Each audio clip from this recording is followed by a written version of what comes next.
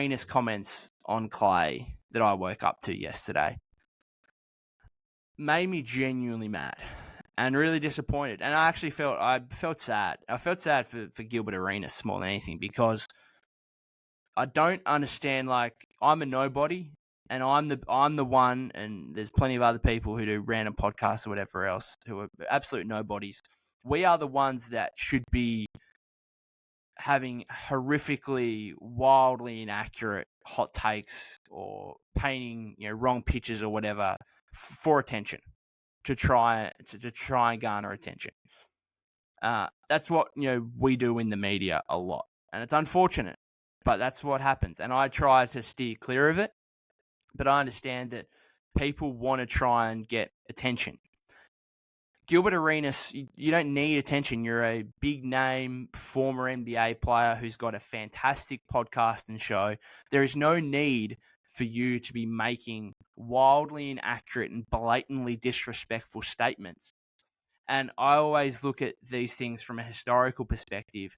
And I think we, as people talking about the game, and regardless of who it is, like, I'm going to be talking about this period of basketball to my grandkids or whatever in 50 years' time. I owe it to them, and I owe it to people now, and NBA players owe it to fans now, to paint the game in the most honest light that they can. And yes, there is going to be different perspectives on everything, but to me, what Gilbert Arenas said yesterday was objectively wrong and painting a completely untrue narrative of Klay Thompson's career. And that is doing a disrespect to Klay, and it's doing a disrespect to the game to not inform fans of a previous era. And what we're talking about is, Klay pre-injury, right? And there are going to be a lot of young fans who have just got into basketball, maybe post-COVID or whatever, 2020 onwards, who have followed the game for the last 3 or 4 years, and they didn't live Klay Thompson, before that, right? So you have a duty, I think, as anyone talking about the game, to try and speak about it and try and tell stories or narratives in the most honest and most truthful way you can.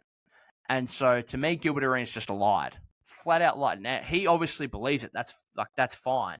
But he's objectively wrong. So this is what he said, in case people missed it. He said, somebody like Klay Thompson, he never improved anything. He came in as a spot-up shooter, and even though you have 4 championships, you're still a spot-up shooter.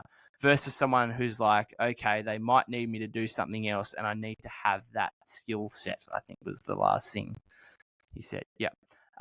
So that was in reference to, he was doing an interview or whatever with Xavier Tillman, the Memphis Grizzlies big man, and they were talking about Desmond Bane. Desmond Bane's having a great season. He's averaging over 25 points per game, obviously taking on much greater offensive responsibility without Ja Morant. And he's got a point to a sense, especially with that last thing, saying that, they might need me to do something else and I need to have that skill set. What the Grizzlies need right now out of Desmond Bane is, yes, a lot more than what the Warriors ever needed out of Klay Thompson, because there hasn't been a 25-game stretch necessarily where Klay Thompson is playing without Steph Curry, or sometimes obviously back in that 3-year period, 17, 18, 19, he was playing with Kevin Durant as well. So he was to a degree a spot-up shooter. But to say that Klay, spot-up shooter primarily, I should say, to say that he never improved anything, that is ridiculous. That is legitimately ridiculous.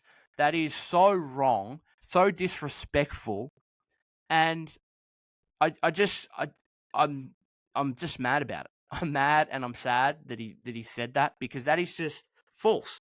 You are spreading a false narrative. Klay Thompson came into this league in his rookie year and averaged 12 points a game.